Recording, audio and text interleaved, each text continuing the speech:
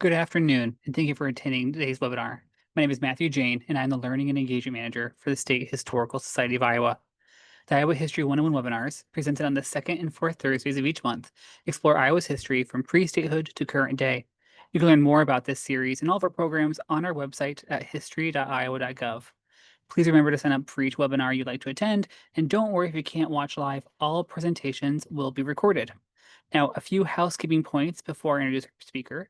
Everyone came into this webinar on mute with cameras off. Closed captions are available by clicking the closed caption button on your screen. The webinar is being recorded and will be placed on the Iowa History page of YouTube in just a few days. I have disabled the chat function, but if you have questions, please type them into the Q&A feature throughout the webinar. My colleague Andrew Klump is watching that feature, and he will prepare a list of questions for the speaker at the end of the presentation. But please note we may not have time to get to all the questions. And also, a few days following the program, a thank you email will be sent, which includes a list of additional reading and resources for you to further dive into this idea in the project. Now, I'm pleased to introduce our presenter for today, Dr. Mack. Dr. Mack is the lead bioarchaeologist of the Asylum Hill project overseen by the University of Mississippi Medical Center. For several years, she was a member of the bioarchaeology program at the Iowa Office of the State Archaeologist, which is responsible for ancient and historic burial protection and for NAGPRA compliance in the state of Iowa. Other recent projects include investigations at the Johnson County Poor Farm, an asylum graveyard, excavation of the Volusia County Poor Farm Graveyard, Florida for Prentice Thomas and Associates, the Boleres Project, University of Iowa Anthropology Department, and the Third Street Cemetery Excavation, OSA. Her areas of interest include institutional burial grounds, adolescent mortality, and mortuary treatment, and the reconstruction of burial clothing. And now I'm happy to turn it over to Dr. Mack to begin today's webinar. Good afternoon, everybody, and thank you very much for giving me your time for me to talk about one of my favorite projects that I've ever worked on. It used up a big chunk of my life, and even though that was we completed it quite a while ago, it's always on my mind. So I'm excited to have a chance to talk about it again. Let me. Oh, the slide. There we go. So a broken blossom on a grave marker, like the one you can see here in this first slide, is a symbol of a life cut short. And today I'm going to be talking about teenagers who were taken from the world too soon and buried in the 3rd Street Cemetery in Dubuque, Iowa. The 3rd Street Cemetery is the oldest. It was the first Catholic graveyard established in the city of Dubuque, and they started using it pretty shortly after Euro-American settlement began in the region. Probably the first burials happened in 1833 or around that time, and it was used up until about 1880, though we don't have a definite end date for the cemetery. Now, I should mention that these slides will show some skeletal human remains, so if that might bother you, you might not want to stick around for this talk. The viewing of human remains it's been an increasingly sensitive subject over the years since this project was completed, but at the time we were working on this project, the descendants and the descendant community that we were in contact with were okay with us showing these images in our presentations. So I can't imagine that anyone watching or listening to Iowa History 101 doesn't know where Dubuque is, but just in case, here you go. This arrow is pointing to the location of Dubuque right on the Mississippi River. I wouldn't exactly call Dubuque a major urban center today, but in the 19th century, it grew from a muddy mining camp into a prosperous and bustling river town. So it was an urban center for its time. And you can see both the city and the cemetery on the bluff above town in this perspective drawing of Dubuque from about 1889. And if I get a little closer up, you can see that it is actually a cemetery.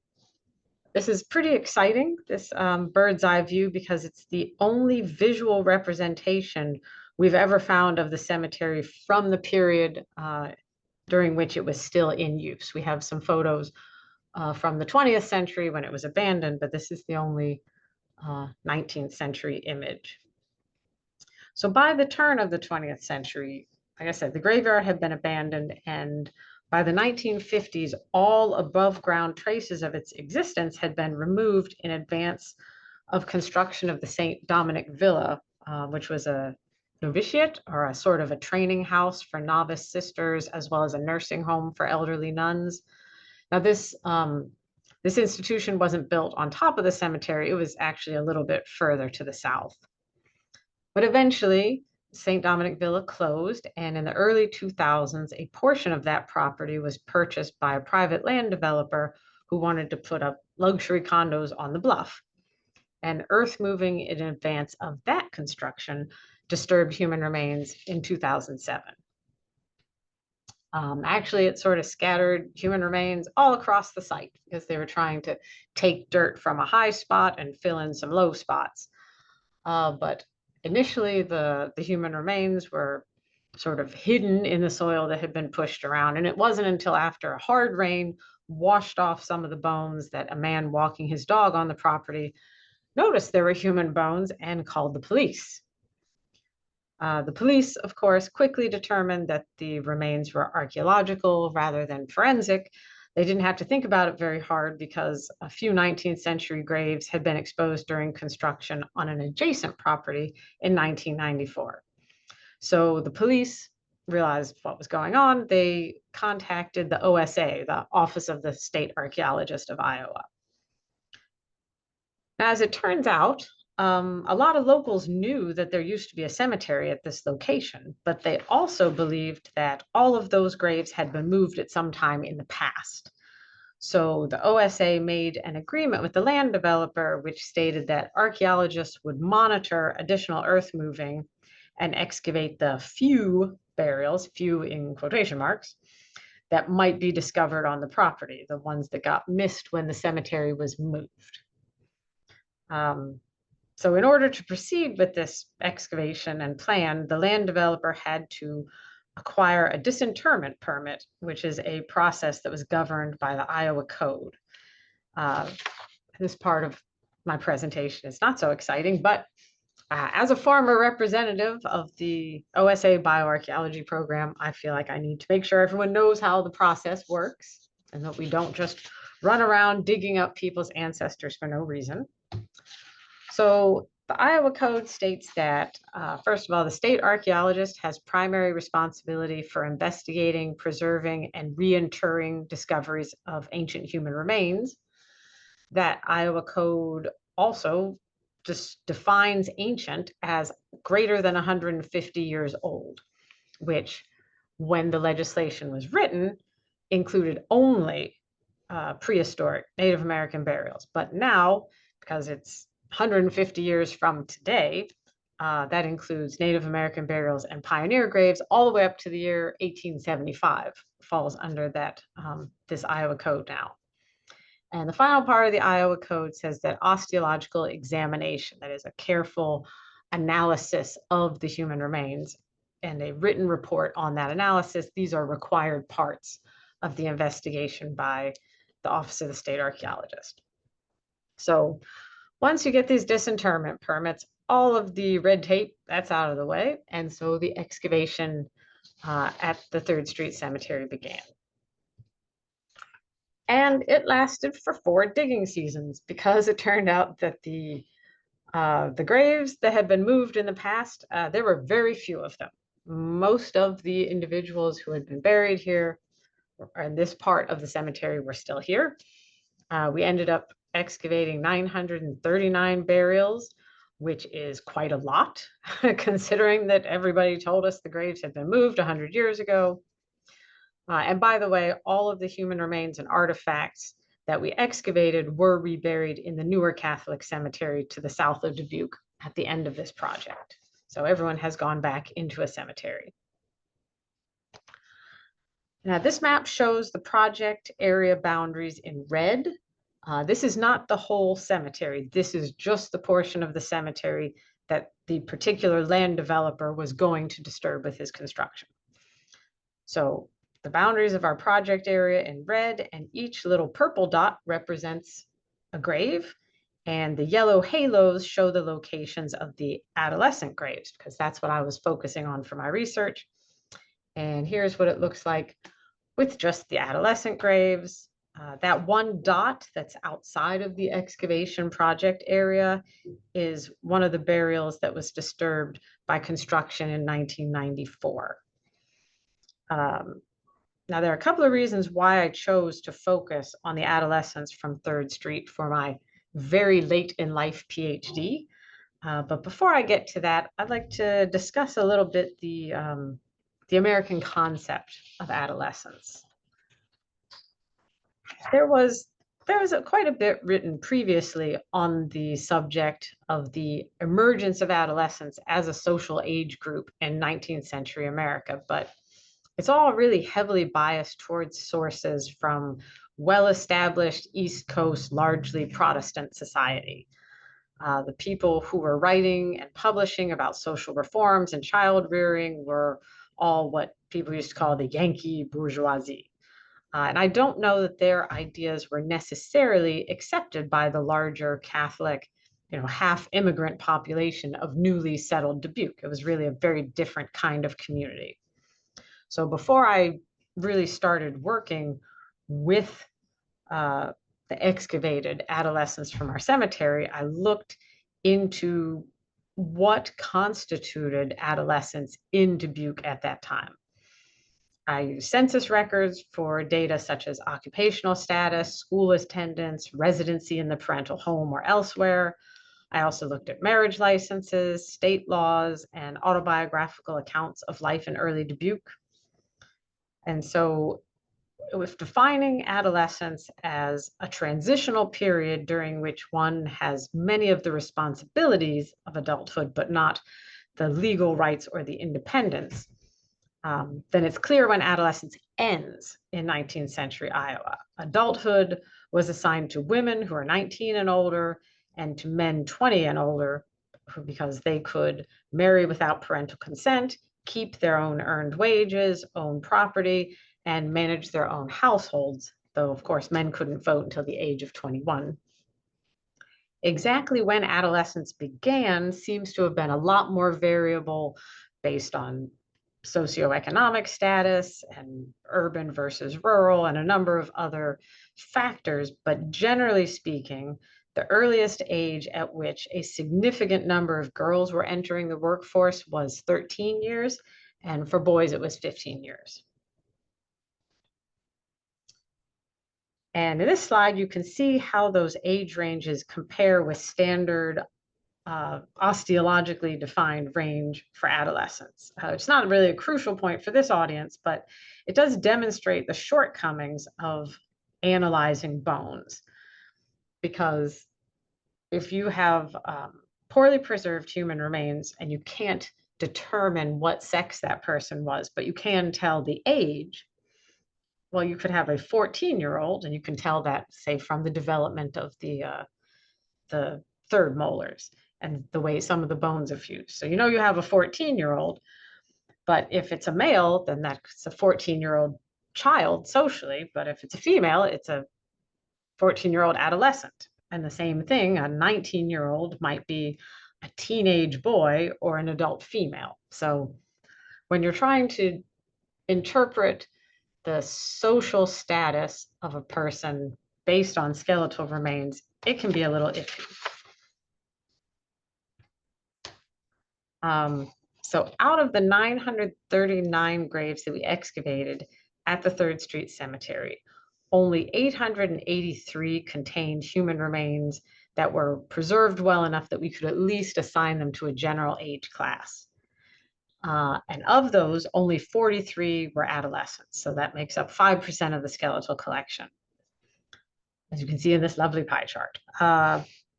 The living population of Dubuque for the sample census year of 1860 was a bit more evenly distributed, with adolescents constituting almost 12% of the population. But of course, teenagers are usually believed to be more resistant to disease than infants and young children are, and so we think of them as less likely to end up in the cemetery during the teenager years. In modern America, teens are much more likely to die from external causes. That is to say, accidents, homicide, suicide, overdose. Those things are much more common in adolescence than death from disease.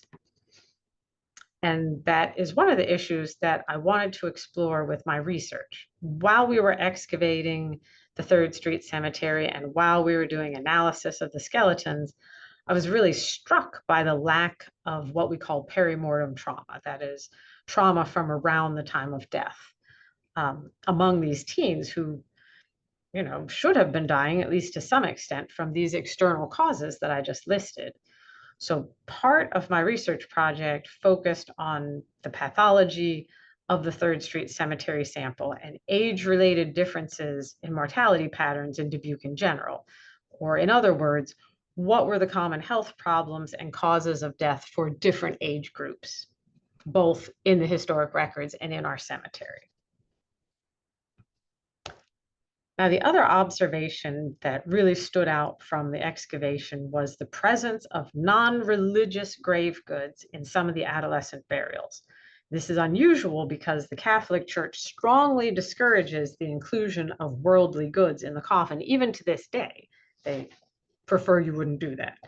So the second part of my research project was an investigation into the mortuary treatment of the adolescents at 3rd Street, which is to say just the details about the way in which teenagers were buried and how these details might have differed from the specifics of the burials for adults, younger children, and infants.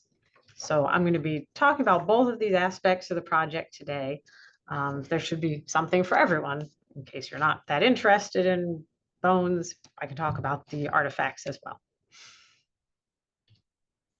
But we're going to start with health and mortality.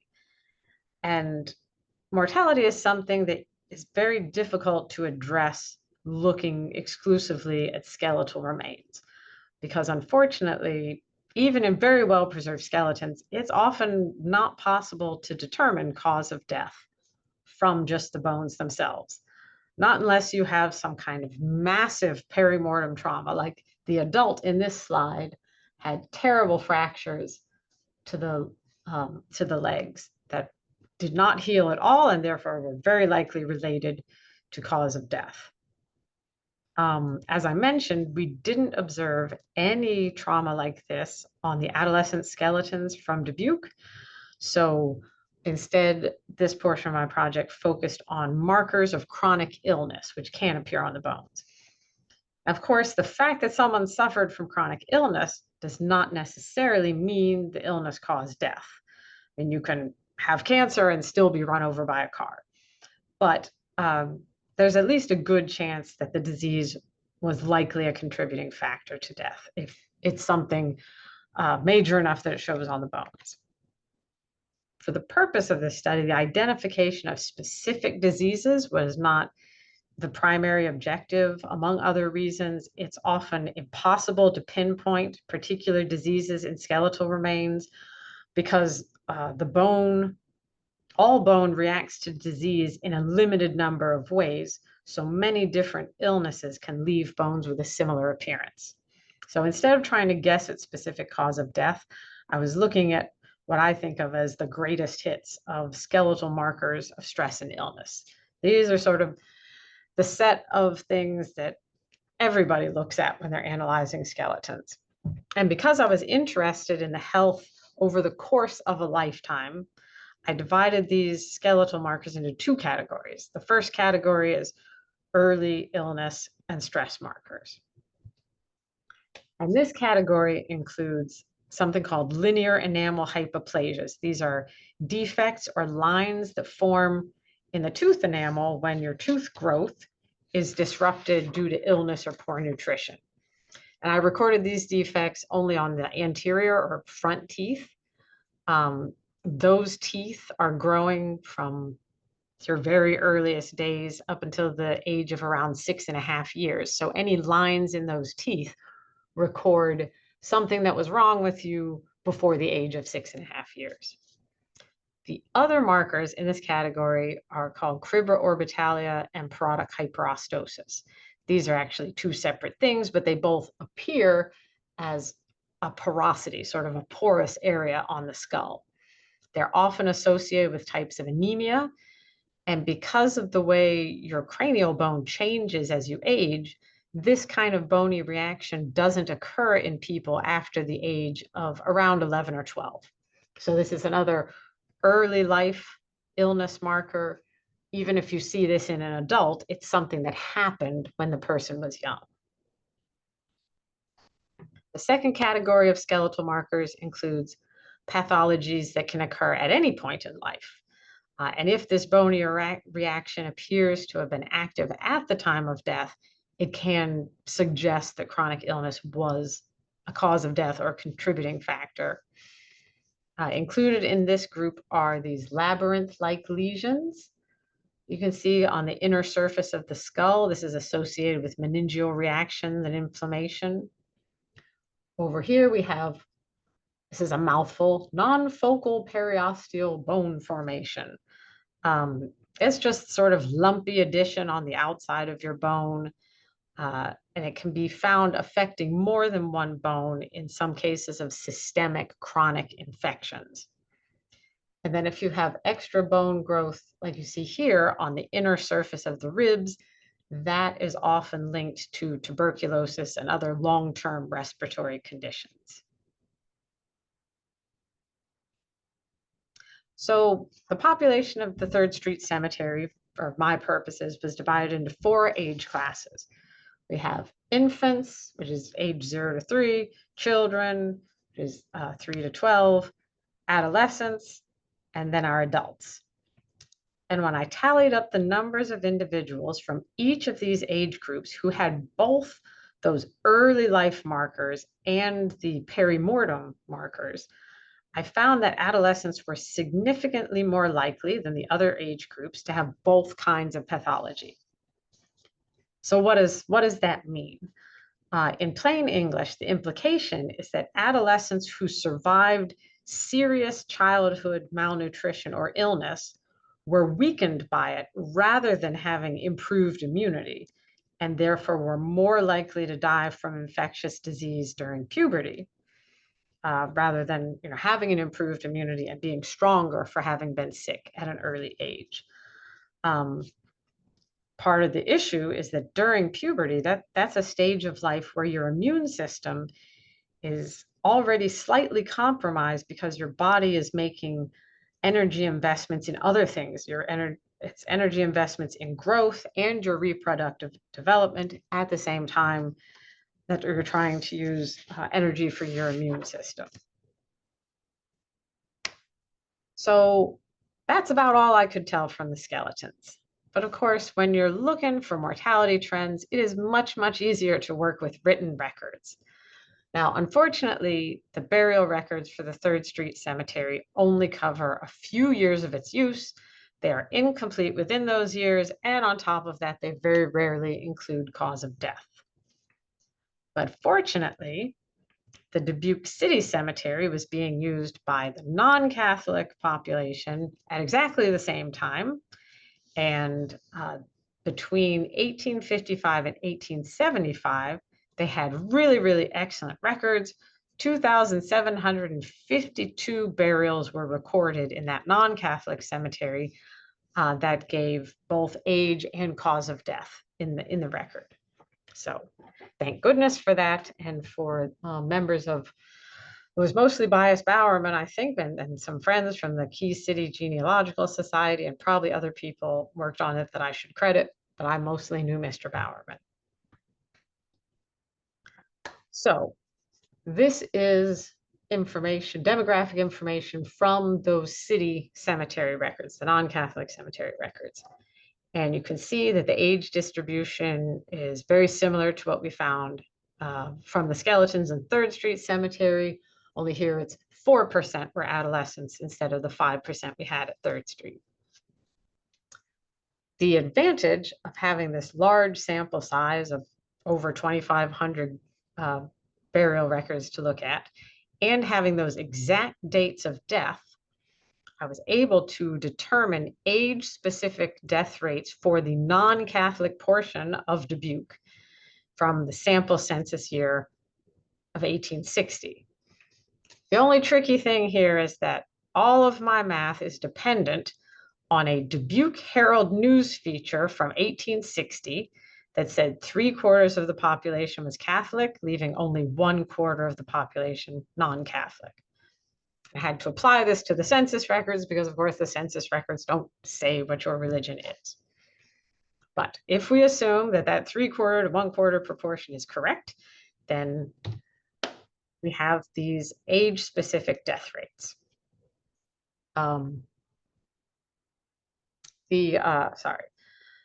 As one would expect for the time period, infant mortality was high.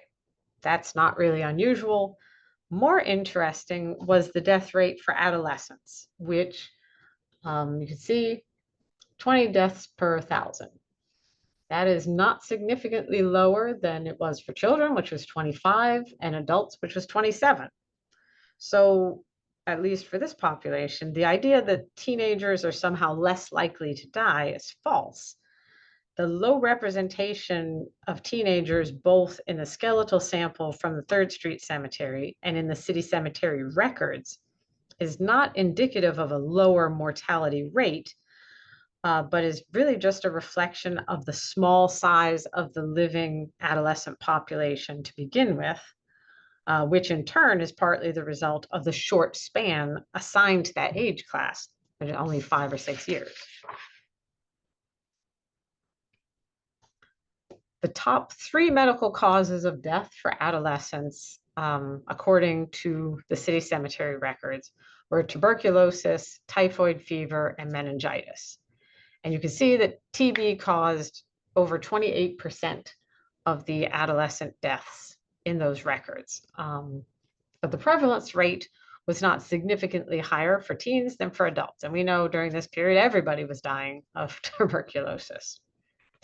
Now, there were very few teenage skeletons in the 3rd Street collection that had evidence of tuberculosis, but that doesn't mean that non-Catholics were affected more by TB than the Catholics. The lack of evidence is to be expected because in modern clinical cases, only between 3% and 5% of people with TB have any effect on the bones. It is not a disease that often affects the bones. But in any case, looking at the mortality patterns from the city cemetery record, the only real significant difference I identified in terms of age was related to external causes of death, which accounted for almost 20% of the recorded adolescent deaths. Adolescents died from accidents at a significantly higher rate than all other age classes. And then you can see here the red graph.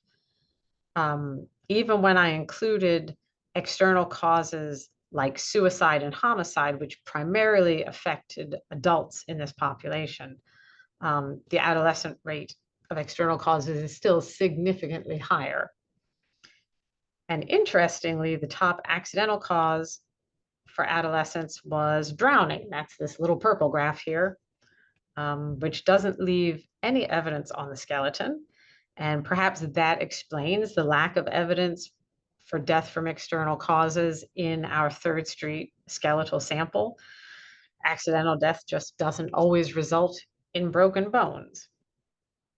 And as I expanded my research into some other areas, I found out that death from drowning is unfortunately not just very common in this time period for adolescents, but continues to be a bit of an issue. Now, even though all but one of the adolescents recorded in the city cemetery records with an accidental cause of death, all but one were male, further investigation into these individual deaths found no evidence that these accidents were related to entry into the workforce, like in dangerous jobs. These weren't work-related deaths. For instance, an 18-year-old named B. Praggets accidentally shot himself in the face while he was duck hunting. And a kid named Theodore Belasich was run over by a train when he rolled onto the tracks while he was wrestling with another boy. All of the adolescent drownings that I found accounts for were related to recreation, sometimes recklessness. Two brothers and a friend drowned while swimming. Another teenage boy died while he was boating home from a picnic. Some kids stole a boat with a hole in it and took it for a joyride, and you can imagine how that turned out. Being close to the Mississippi River really didn't help. Now, in my research, I found only 4 biographies that explicitly addressed the teenage years of people who grew up in and around Dubuque, but their narratives definitely mesh with this emerging picture. 3 out of the 4 writers recalled falling seriously ill in adolescence, and 2 of them, Josiah Conzett, I'm sure some of y'all are familiar with his memoirs, and Rufus Rittenhouse, those 2 were living with their employers at the time they became ill, and they were both, quote, sent home to die. Now, Rittenhouse specifies that it was tuberculosis, though Conzett's story is a little bit more vague. Both of these young men, as well as a girl named Clarissa Hobbs, who almost died of cholera as a teen, also documented doing very dangerous things during their teenage years, including in one case, test firing a rifle into town and accidentally shooting out the window of an occupied home, or riding a pony up a nearly vertical slope on a dare. The 4th teenager, Peter Hoffman, who didn't almost die of disease, did quit his first job by sneaking out and never going back. And he remembers dangerous adventures in the water, including swimming in the aisles of the flooded lumberyard. Mr. Hoffman also mentions that not all of his peers survived their youth. So the takeaway here is that even though infectious disease took a greater toll on teens in the 19th century, the mortality rates were also affected by what we think of today as typical teenage behavior. So not much has changed in that regard. All right, getting back to evidence from the skeletons, I wanted to investigate whether or not there might be a consistent historical mortality pattern for pubertal individuals who, like I said, are potentially weakened by these competing energy demands for growth and reproductive development, which can affect their immune system. So I applied the same analysis and looked at the same skeletal markers in populations from 8 additional cemeteries representing most regions of the US and spanning from the 1820s to the 1930s. Euro-Americans, African-Americans, Hispanic Americans, and some Native Americans are represented in this sample. There were unfortunately some issues of inconsistency in data collection because I was using other people's data, but the overall pattern is intriguing. When all of the populations are pooled, the adolescents are still significantly more likely to exhibit both that early life stress and the later chronic illness markers. They're more likely to have those 2 things than adults are, or rather teenagers who didn't die and who continue to live into adulthood. Now, in case you're wondering, I wanted my chart or my graph to fit on this slide, and that's why I took out the adult numbers until you get to the bottom. There were adult numbers in this table originally. So while early life markers can reflect all kinds of different health issues that might weaken an individual's ability to survive disease later on, the specific cause with these 2 pathological markers, 2 kinds of pathological markers that I'm calling the double signal, may often actually be tuberculosis, because the human body reacts very differently to TB infection in infancy and childhood than it does in adolescence and adulthood. And furthermore, previous TB infection provides no increased immunity to subsequent infections or the reactivation of the original infection. So future study with more consistently collected pathological data could shed more light on this sort of double signal by comparing skeletal populations from regions with higher burdens of TB, like Dubuque, and then ones with lower burdens. One intriguing finding from the current study was there were fewer signs of chronic disease altogether in adolescents in the South, potentially because they were dying quickly from warm climate diseases like yellow fever instead of dying slowly from TB.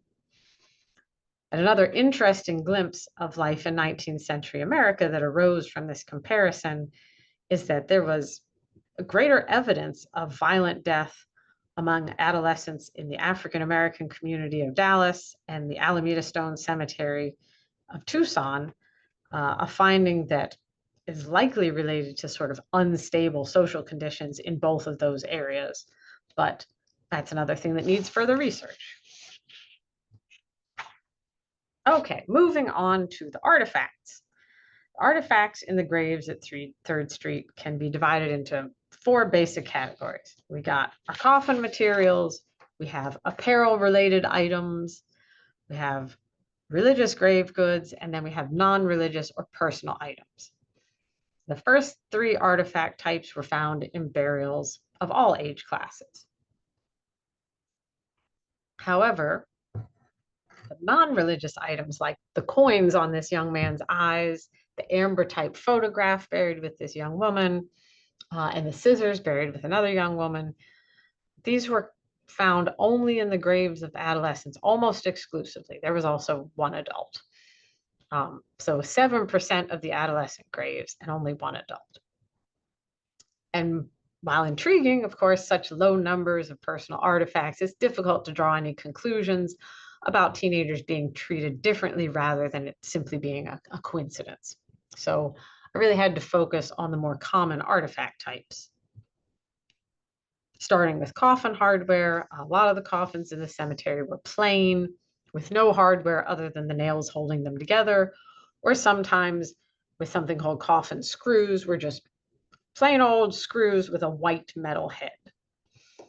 But other coffins had beautiful handles like these, coffin lid crosses like you see here.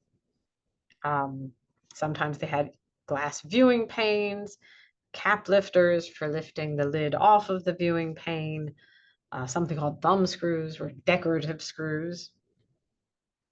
I found that adolescents were slightly more likely to have this exterior coffin decoration, 60% as opposed to around 50% for all the other age groups. But that really wasn't a significant difference. And I got the same result when I looked at religious grave goods, which included rosaries, religious medals, crosses, and crucifixes. The rate for inclusion of these objects was pretty close to 25% across all age groups. So it really wasn't related to age, and teenagers had them just like everybody else. For apparel-related artifacts, the burials were divided into sort of 2 groups. Individuals with nothing but straight pins or a few white buttons were, we presume, buried in simple gowns or shrouds, while people who we found with multiple button types or other clothing hardware, snaps, hooks and eyes, etc., were buried in outfits that were composed of multiple garments, the kinds of clothes you would wear out in public, what I call day wear, a jacket and a vest and a pair of pants. Now, burial and day wear became more popular overall as the 19th century progressed. No surprise, there are very, very few infants with these sort of complex day wear outfits because infants wear gowns all the time for day wear as well as for sleeping. Our adolescents were slightly more likely than young children and adults to have day wear outfits. What was more interesting really was that adolescents were buried with clothing items that were not found in individuals of other age classes. Cufflinks, collar studs, vulcanized rubber buttons, decorative beading, all of these things, even though they weren't exclusively worn by adolescents among the living, in fact, I'm sure they were probably more often worn by adults, but they only appeared in the teenage graves, albeit in low numbers. So wasn't really finding a lot of difference, but the real difference between the teen burials and others in the 3rd Street Cemetery was observable during the excavation as the entire grave with all of its attributes. That's what really made an impression on me was that graves seemed elaborate when looked at as a whole in the ground. So to recreate these grave features for my study, I created a classification system going from simplest to most elaborate burials. And bear with me, this takes a while. So type 1 is the plainest type of burial. No coffin decoration, just nails holding the coffin together. No clothing hardware beyond pins or a couple of plain white buttons. So the person was very likely buried in a shroud. Type 2, no exterior coffin decoration, but the person had multiple types of clothing hardware, indicating burial in a complex daywear kind of outfit. Type 3 has simple coffin decoration. That is just those coffin screws only that I was talking about. Plain old screw with a little white head. That, and then the person had a lack of clothing fasteners, indicating burial in a shroud. Type 4, simple coffin decoration, but a daywear outfit. Type 5, we're getting into the elaborate coffin hardware, the coffin handles, thumb screws, lid crosses, etc. And then evidence of burial still in a shroud or something simple.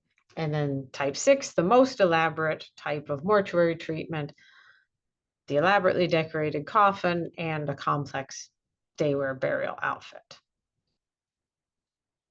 So when the burials were all divided by type and age class, there is a pattern that emerges.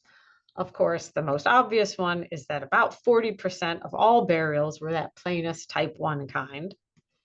But interestingly, adolescents were more frequently buried with the most elaborate type, the type 6 burials. Well, so what? That's what a lot of people said when I was first working on this. What is the real world significance of that? Before I get to that part, I should explain that, or I should mention that I again applied this type of analysis to my set of comparative cemeteries from across the United States. And for 5 out of 9, I got very similar results.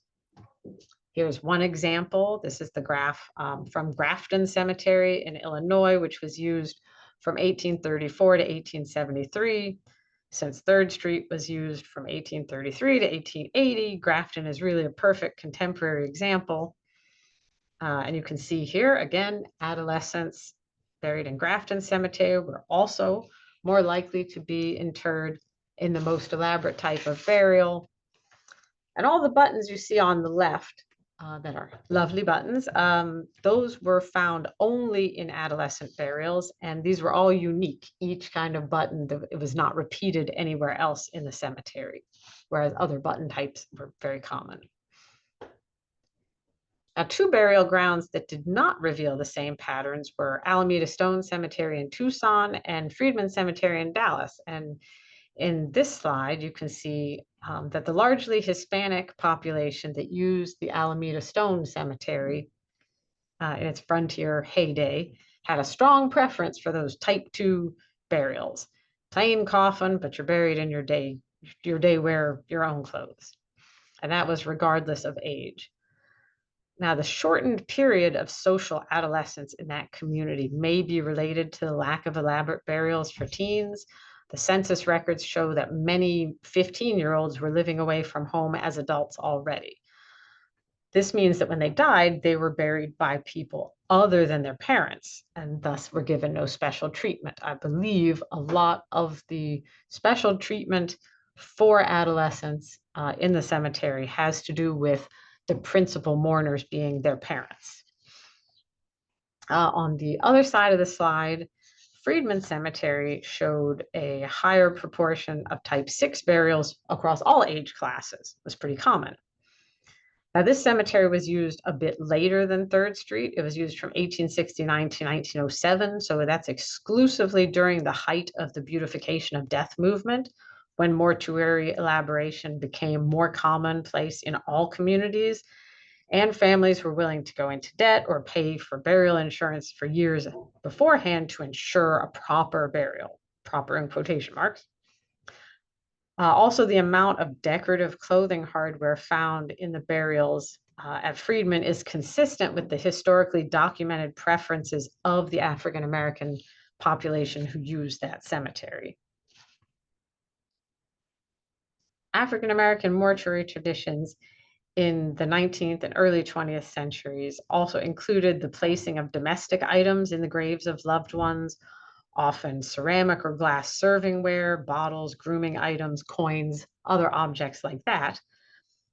But objects from Friedman's cemetery included dolls in the burials of adolescent and near adult girls, which is really interesting to me because it may possibly be related to coming of age fertility doll traditions from sub-Saharan Africa, something really fascinating that also needs more research. So getting back to the significance of our adolescent burials, it used to be common for archaeologists to assume status based on the level of mortuary elaboration. But that sort of evolved from prehistoric archaeological excavations. It's definitely not the case for 19th century burials in America. For one thing, mass-produced coffin hardware was relatively cheap, and it got cheaper as the century progressed. And it actually doesn't cost anything at all to be buried in your own Sunday best outfit. Additionally, like I said, some families were willing to incur large debts in order to provide funeral services for loved ones. So elaborate teen burials tell us nothing about the socioeconomic status of the families who made the funeral arrangements. Really, what they indicate is the importance that the principal mourners, the parents in the case of children, placed on having a high level of mortuary display, a fancy burial specifically for individuals on the threshold of adulthood, as opposed to family members from other age groups who were less frequently given these types of elaborate burials. So basically, the families in Dubuque were more likely to go all out on teen funerals. Now, the nature of the mortuary display in particular was related to two competing metaphors for death at the time. Death was conceived of as a deep sleep or a long journey. And the dominance of day wear and then the presence of those everyday non-religious items in adolescent graves, to me, really shows a preference for that journey metaphor, which fits nicely with another popular cultural trend emerging in the 19th century, which was the vision of heaven as a domestic place, not unlike Earth, but nicer, where the dead could mostly continue to live their everyday lives. So, though it's sometimes difficult to discern against the background noise of temporal, regional, and cultural variations, as well as personal preferences, there is differential treatment of adolescents evident in most of the burial grounds that I studied. As evident as the tendency to dress and prepare these individuals, these young people, for a journey, and to include sometimes the non-religious items like coins and scissors. Exactly why, I can't say, but a pertinent theory from the field of evolutionary psychology states that parental devotion peaks when children reach biological adolescence because offspring have reached a state of maximum reproductive potential subsequent to parents having invested the maximum amount of resources in raising them.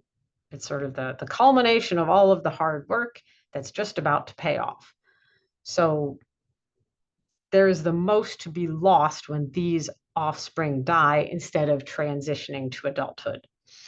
And this inborn drive could partly explain the desire of 19th century parents to send their teenagers off to this new domesticated heaven where they could continue that path to adulthood. I think it's certainly pretty easy to imagine that an afterlife that doesn't constitute a major interruption in plans would be attractive to mourning families. So, if you are interested in learning more about the original cemetery project and hearing about people who aren't teenagers buried in the 3rd Street Cemetery, you can buy our book, Dubuque's Forgotten Cemetery, through Amazon or the University of Iowa Press website, or you can just be like me and get it from a library. If they don't have it, you can try interlibrary loan. And if you, for some reason, want to read my way too long PhD dissertation about adolescence entitled What Hope Lies Buried Here, you can download that from my academia webpage, which I believe is going to be in the supplemental materials provided to y'all by History 101. There are a lot of people that should be acknowledged for their work on the original project and their assistance with my dissertation research, but chief among them is, of course, my co-author, Robin Lilly, who passed away in 2020, as well as my husband, Dustin Clark, who collected all of the adolescent census data for this project and who passed away in 2023. Of course, there's also my nephew, Jason West, whose death at the age of 18 was part of the inspiration for this research. It does seem like I am always talking about dead people in one way or another. And finally, of course, I would like to thank the organizers of History 101. And with that, I guess we will open the floor for questions. Great. Thank you so much, Dr. Mack. That was really fascinating, kind of digging in, no pun intended, to all that you had discovered in this cemetery in Dubuque. We do have some time to answer some questions. As a reminder for those who are in the audience, if you have questions, please submit those through the Q&A feature here on Zoom. That's right at the bottom of your screen. We'll get to as many questions as we can, but please get those in. Our first question is, you kind of answered, but I think would like to hear more on it. It sounds like is how did you get interested in this topic in particular? Adolescents, I'm guessing is what they mean here, and this cemetery.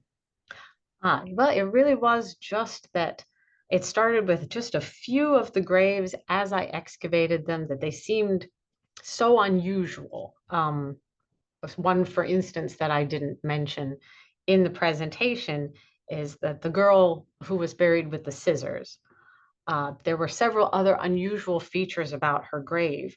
When she was buried in a bright red coffin, which is interesting by itself, though that didn't used to be that uncommon, a very elaborate coffin. And when her grave was dug, they disturbed three other graves and took out the bones of these three other people to make room for this teenage girl, which is interesting by itself. Also very strange that I don't know if they're family members and it was a family plot, but when they put her into the grave, then they tucked all of these other bones around her coffin in a way that was unusual for this cemetery. We also found amazingly preserved little pupa casings around her teeth and the chest area under the glass viewing pane, which is suggestive of her body having been kept above ground before burial for several days. And since the norm in Dubuque at the time seemed to be, based on obituaries, burial within a day or two of death, then this longer retention also seemed to me to indicate sentiment. So all of these unusual features in her grave. We have a teenage male who is also buried in a very elaborate bright red coffin on the other side of the cemetery, who also, his grave disturbed other people. So it's just these little sort of, inspirational little flashes that made me want to see more. Was it just a couple of interesting examples, or was there really a pattern going on here? Yeah, very interesting, very interesting. I've done my own dissertation work, and it's interesting how certain ideas or things pique your interest, and you just start pulling threads until there's threads all over the floor with things that you're kind of curious about and explore. So, Yes. our second question here is a little more logistical, which is, do the artifacts that you mentioned, the objects, the buttons, I'm guessing, get reburied with the remains? What happens to some of the things that you find alongside with the remains that are there?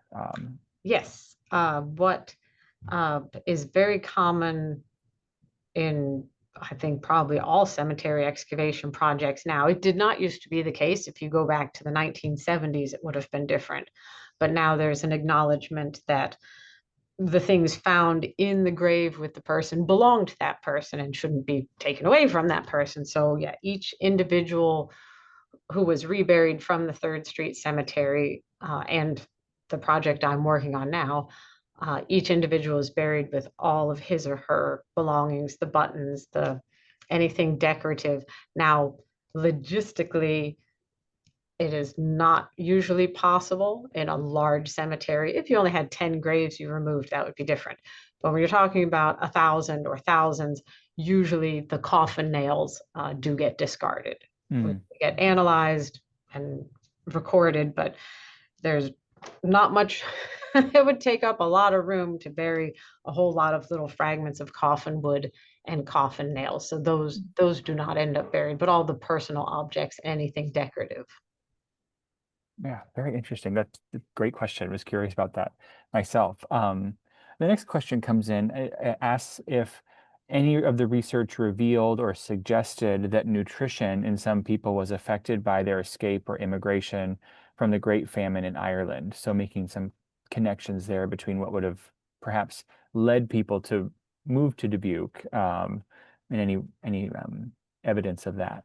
Yes, yes, I'm so glad you. Now, that is something that we looked into both in the original Third Street project and a little bit specifically in my adolescence.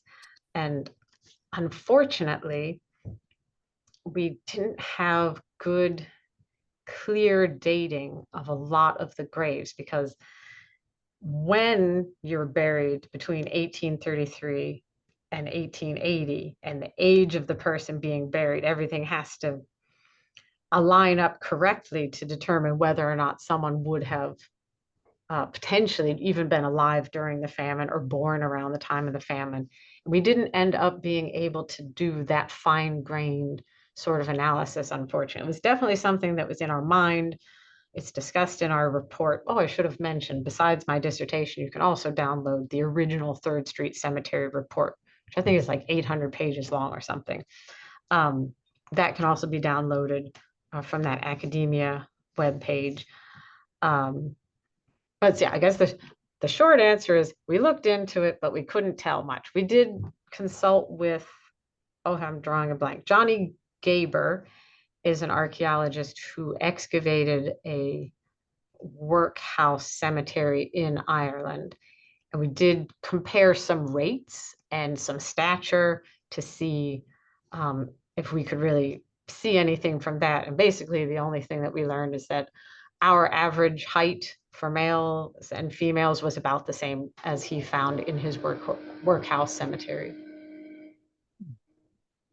Very good. Got another question that came in here and asks, would disturbance of previous graves for a burial on top of another be an indication of recent immigration, since even today that's a little bit more common in European countries? Yes, but basically this whole cemetery was very much laid out like an immigrant cemetery. I don't think there was much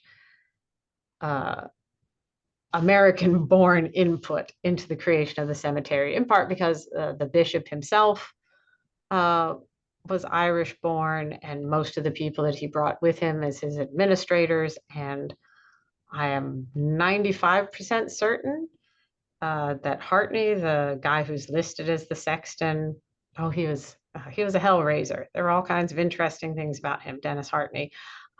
He was Irish born, so it was very common in this cemetery for graves to intrude on each other. And there were also intentional placements on top of one another, which again is common within a family plot in Ireland.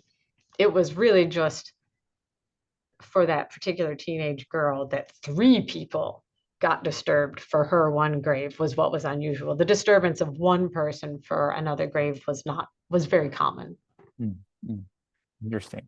And we've got time here for one more question. And this one says, well, so it'll be our last. What an amazing study. I especially enjoyed learning how ethnicity-based culture influenced burial across the country. Was ethnicity varied at all in this Dubuque cemetery? Yes, a little bit, though we have mostly focused on the Irish because it was a largely Irish parish in the earliest years, the 1833 to like 1850. There were a lot of French still in Dubuque, though that definitely changed over time. And up until oh, I'm going to get the date wrong, but I want to say 1856. The German Catholics were also attending St. Raphael's Cathedral and being buried in the Third Street Cemetery, but they split off and had their own church and their own parish and their own cemetery. If it wasn't 1856, it was sometime around then. So all of the later graves in the Third Street Cemetery had a tendency to be that Irish population, though there were actually several prominent African American Catholic families as well. Well, terrific. I'm sure there's lots more questions that have come in. I know I have some, but that brings us to 1 o'clock. So with that answer, we will bring this webinar to a close. Thank you to everyone for joining us today, and we would really like to extend one last thank you to you, Dr. Mack, for being here. We hope everyone will sign up for the Iowa History 101 webinars that take place throughout the year. There are many great stories to tell in the upcoming months. For more information and to register for future webinars in this series or to watch recordings, check out our website, history.iowa.gov. If you're looking to learn more Iowa history, you can find and watch over 120 recorded webinars from past 101 programs on the Iowa History YouTube channel. We look forward to virtually seeing you for our next Iowa History 101 on October 23rd. The topic will be Secret Iowa, a guide to the weird, wonderful, and obscure. Thank you all again for joining us today, and have a great afternoon.